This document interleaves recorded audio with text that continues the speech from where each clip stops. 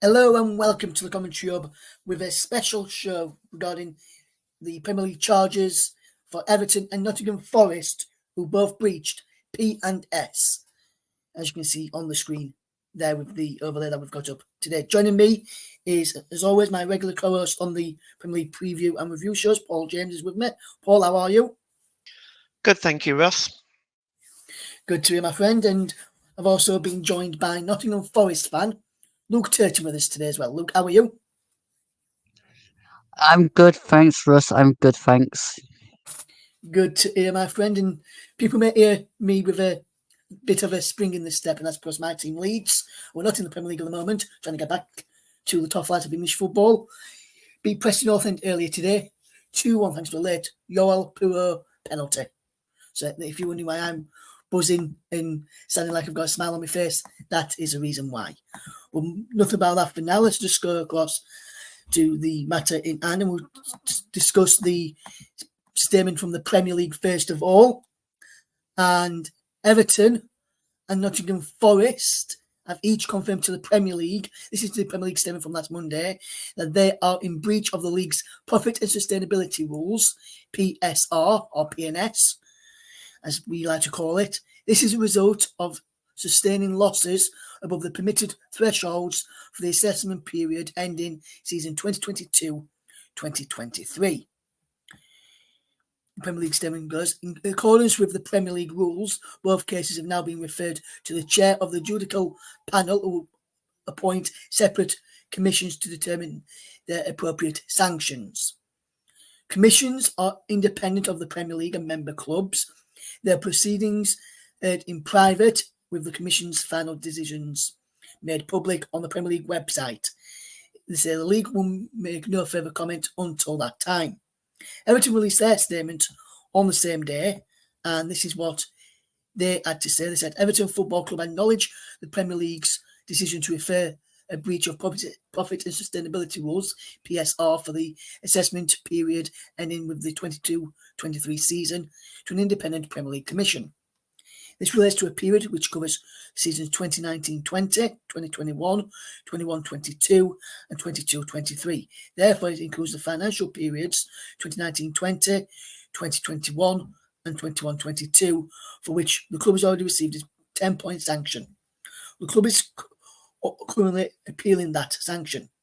That is for the 10-point deduction, which has been given to Everton, by the way, guys, just in case you weren't aware of that.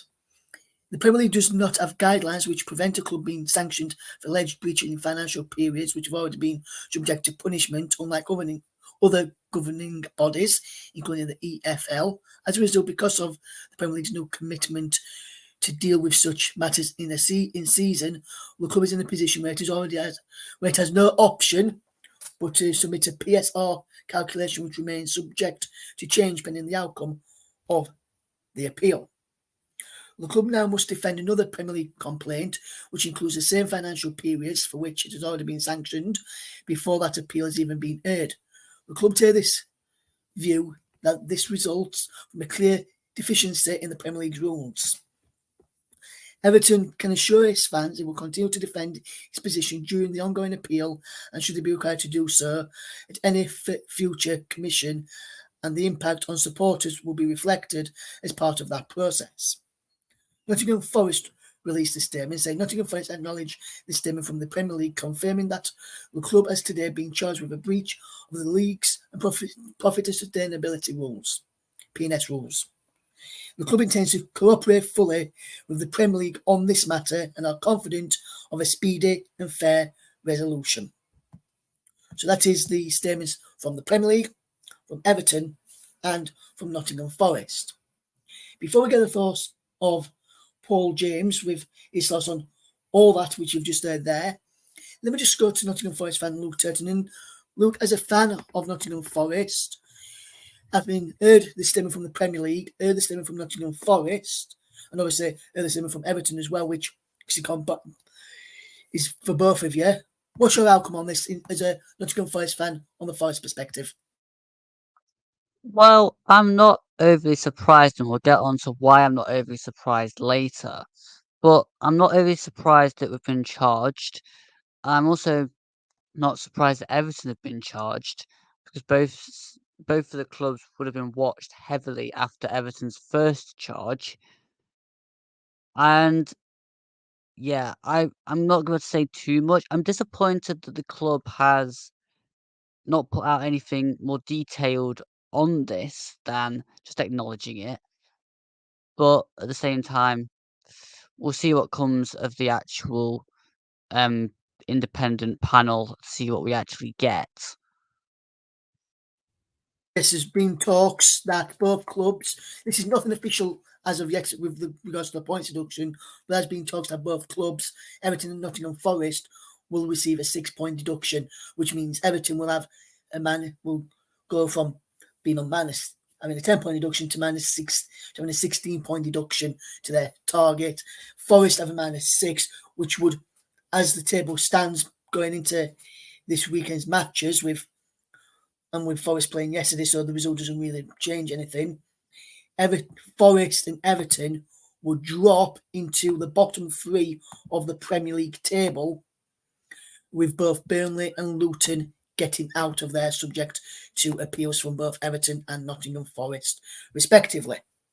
Before we go on to get Luke's inside information that he's worked out for us over this past week or so on the charges, let's just turn to Paul James. He's a Burnley supporter. He's looking at this from a neutral perspective before going into all the finance side of things, being a financial student as well as a part of the team here on the commentary. But Paul, looking at it from an outsider's looking in, can you understand why both clubs have been charged? First of all, what's your thoughts over it overall on both Everton's and Nottingham Forest charges before we get into the financial situation a little bit later on? Well, with me being a Burnley fan, people are going to say I've got a dog in this fight. The reality is, I still think Burnley will go down, even if both teams are deducted 6 points. So I'll just deal with that matter straight away. But I do feel these profit and sustainability regulations are in place for a reason. Everybody mourns the loss of a football club when it goes into financial ruin. So these rules are in place so that doesn't happen. So I do support these regulations. There is an issue with Nottingham Forest involving the sale of Brennan Johnson, which might involve Forest being able to appeal their decision and get a successful decision. I'll go into that later when I go into the financial side of it. But if you've broken these regulations, in my opinion, you should be punished for them. We're trying to maintain the future of football, and the future of football clubs have been around for a very long time. Nottingham Forest have been around for a very, very long time, and so have Everton. So, yeah, I fully support these rules and regulations and any penalties that go along with them. Yes, absolutely. Just like to get your thoughts. And yes, Paul has always maintained, even when I mentioned about the potential points deductions for both clubs, he still thinks Burnley will go down, guys. He just doesn't have an agenda for both of these clubs. He still thinks Burnley will go down. I think Sheffield United will go down as well. But I'm not sure on the other one. I think Burnley and Sheffield United will be the two of the 3 to go down. I'm not sure about the other one either, Paul. I'm not sure who will join you, but I think those 2 will go down. But I think Burnley will go down as well. Before we go back to Paul to go on the financial side of things for both Everton and Nottingham Forest, Luke has done some digging into the Nottingham Forest side of things for us. And Luke, do you want to tell the listeners what you found out from the Forest side of things and the information that you've got down there? Thirdly, I hope everyone's sitting comfortably. This could get quite messy quite quickly. First off, the accounts for Forest take across 2 championship seasons and the first Premier League season. So you can lose 30 million across 2 championship seasons and then 35 over 1 Premier League season. That is a total of 61 million across 3 seasons.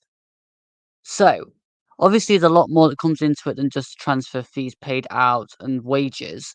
But let's just look at the absolute madness that we have found ourselves in. First off, you have to question the deals we did in maybe the first season of these accounts that have been looked at, when we had Bashiru, Lyle Taylor, and Abdoulaye Diallo, who hardly featured for us. That's wages we are paying to players that aren't actually doing anything for the club. Now, talking of doing nothing for the club, I also present to you Harry Arter. Everybody remember him? Former Bournemouth and Fulham player? Yeah. He's still contracted to Nottingham Forest. He got a pay rise when we got promoted.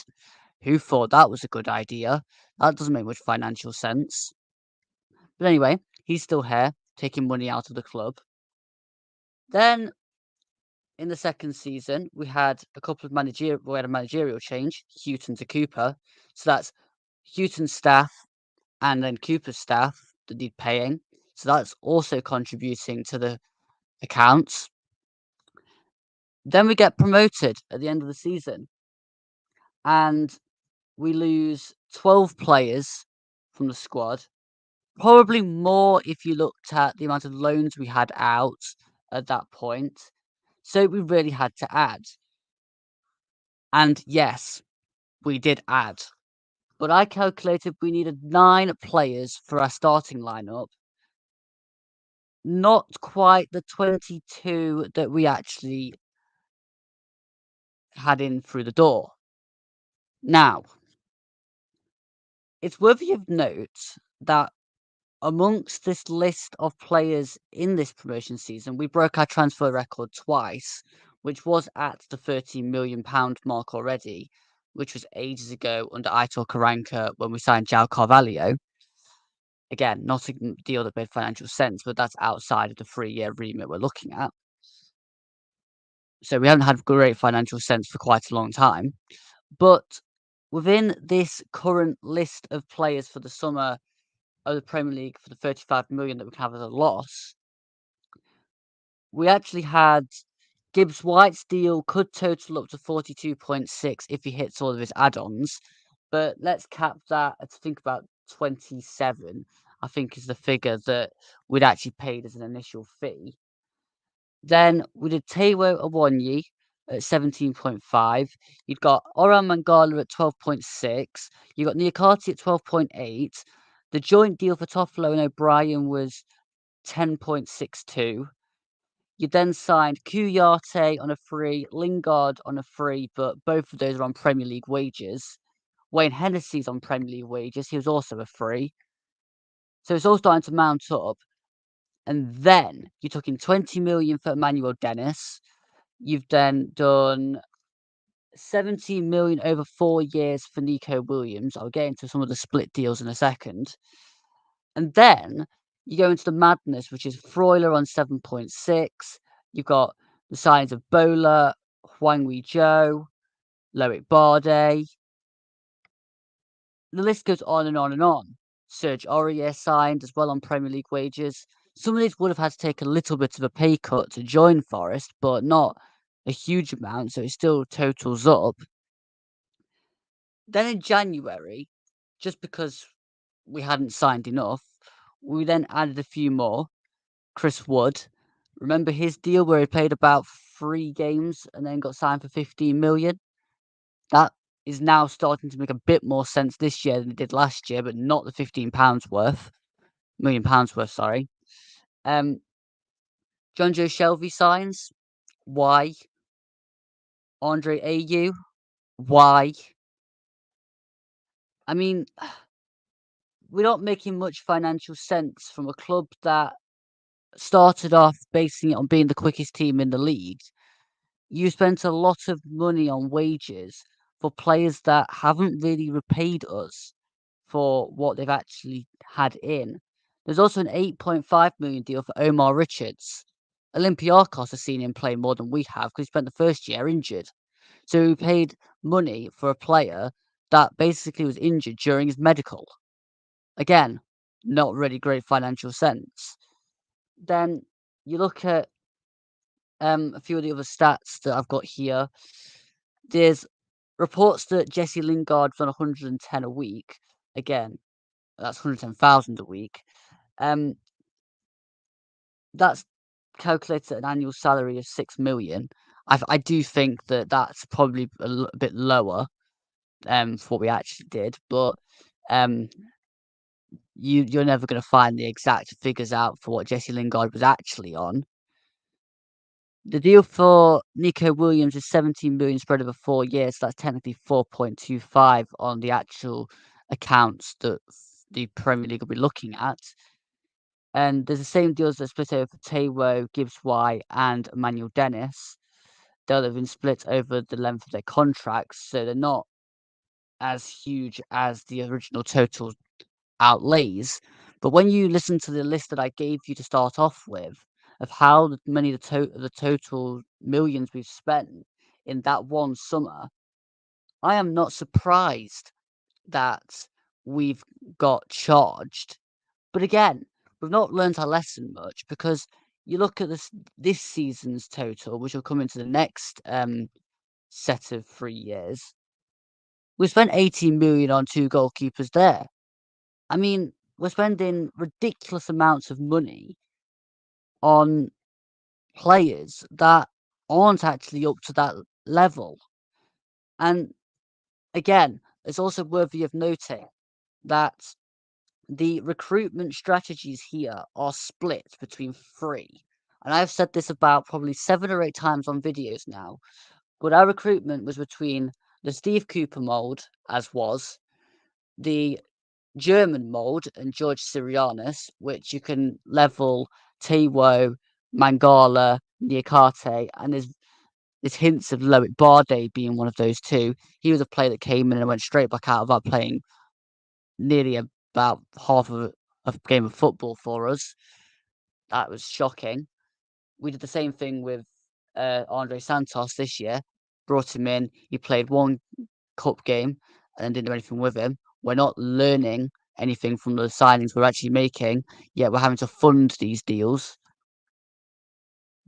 There is the argument on Brennan Johnson's sale. I think if we're trying to rely on one player's sale to comply with the regulations, then we should really get punished anyway, mainly just for the fact that you've signed 42 players since we've actually gone up to the Premier League. That in itself is absolutely atrocious. Why can we not recruit better in the first place and get, say, a squad of 22 and work with them than spending like ridiculous amounts of money every season just to compete in the league? There are teams like Brentford, Brighton that have come up and have not spent a huge amount of money and are still operating within FFP.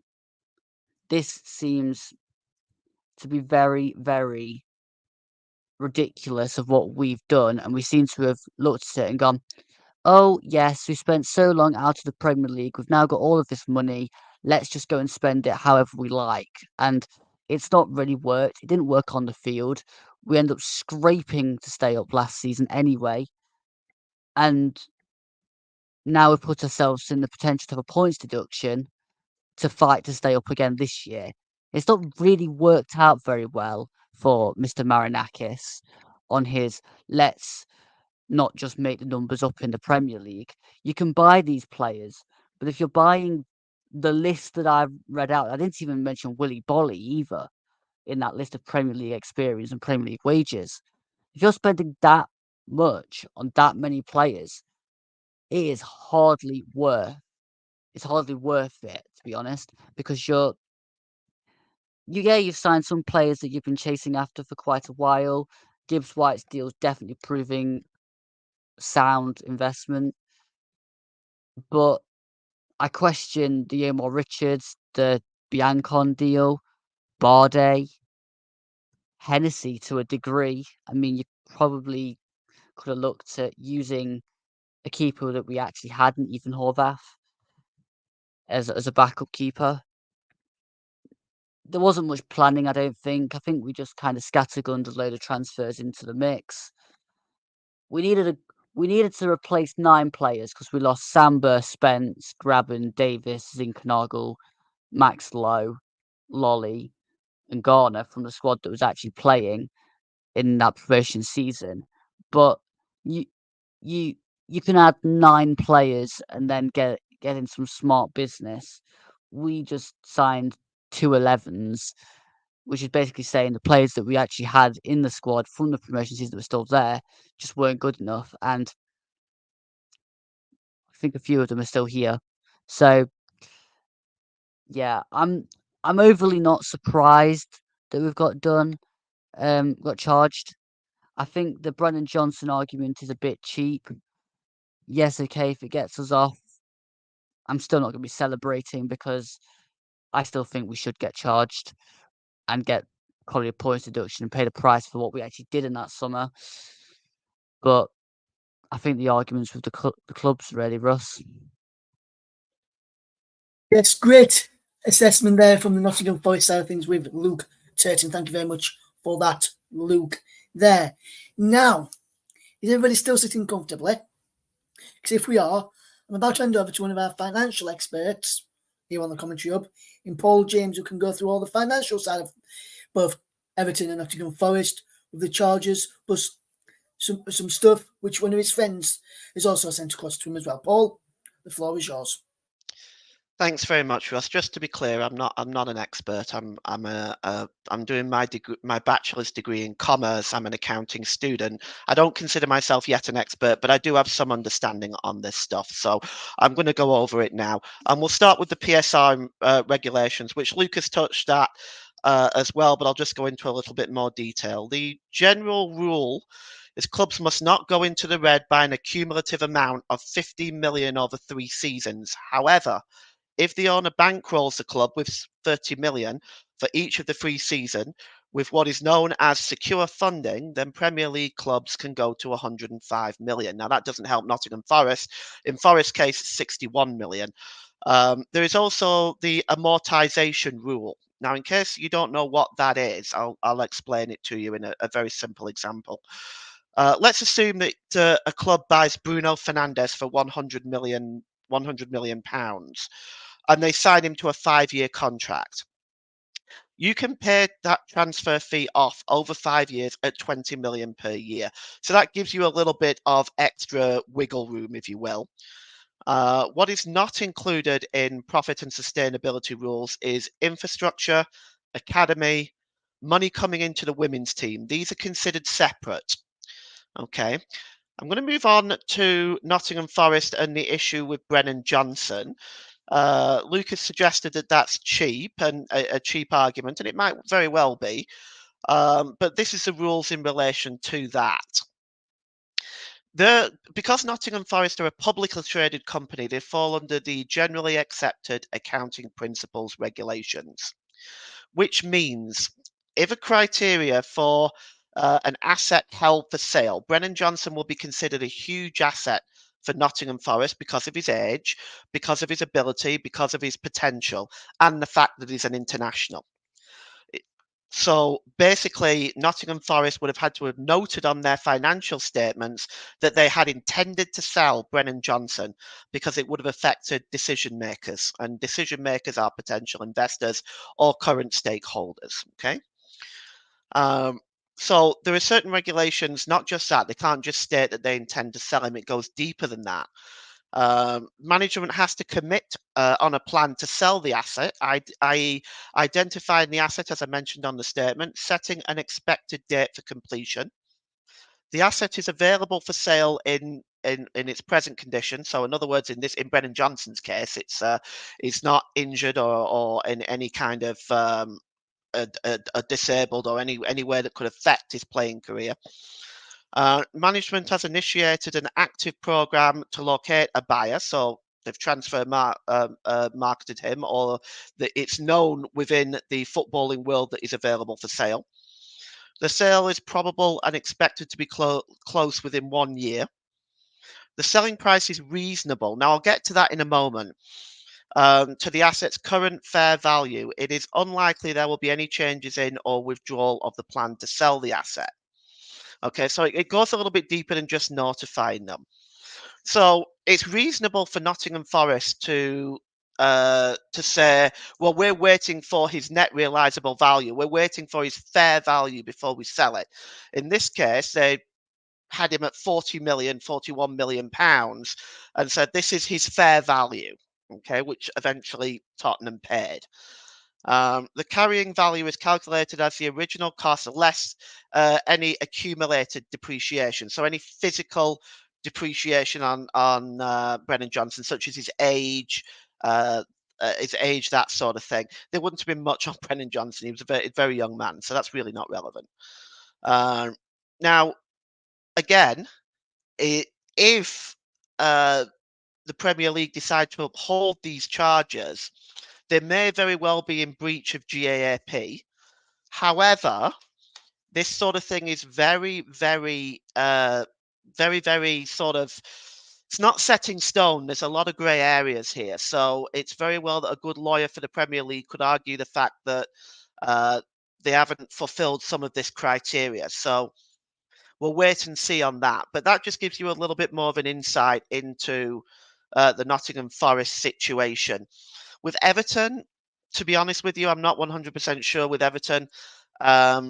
If they have broken those regulations and they have gone over the full amount, it seems a bit unreasonable that they should be further punished for it when they've already received a 10-point deduction.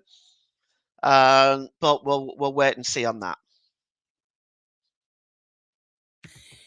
Thank you very much there, Paul. And I know you said one of your friends had sent you some stuff in as well, Paul. Would you like to read that out for us, please? Yeah, that's basically what I've just read out. So it's basically that's from my friend John. He is a senior senior accounting technician and compliance manager. Thank you very much there, Paul. And thank you to John. And also pass on your thanks to John from everyone here at the Commentary Hub, JB Sports Commentary Hub 2, Focus on Football, Storm FM, and also Turton Talks Football, where this one will go out on this today as well. So thank you very much to John there, and also thank you to Paul and to Luke for their excellent situations there. So just before we do wrap up this broadcast, I just want to ask you both a question, which is, I want a one-word answer from both of you. Luke, I'll come to you first. Everton and Forest, do they get those points deducted? Yes. Or what do you think? Yes. So, and I also think yes as well. So unanimously, we think both Everton and Forest will get those extra points deducted from, well, Everton with extra ones, Forest with the first lot of points deducted. Just to touch on that, Russ, I don't think Everton should receive an extra 6 points. I think they've already been punished for this period with the 10 points. I don't think Everton should receive extra. I think Forest should, because of basically the reasons Luke mentioned earlier. But I think Everton have already been punished once for these charges. I don't think they should be punished a second time. Yes, thank you very much for that there, Paul, as well. So thank you to Paul, thank you to Luke for their insight into this, and especially Luke's insight into this situation from the Nottingham Forest side of things. So thank you very much to both of you. I've been Russ, he's been Paul, he's been Luke, we've been the Commentary Hub, JB Sports, Commentary Hub 2, Focus on Football, Storm FM, and also Turton Talks Football as well. So from all the team here, thank you very much for listening, and we'll see you again soon. Take care. It's goodbye for now.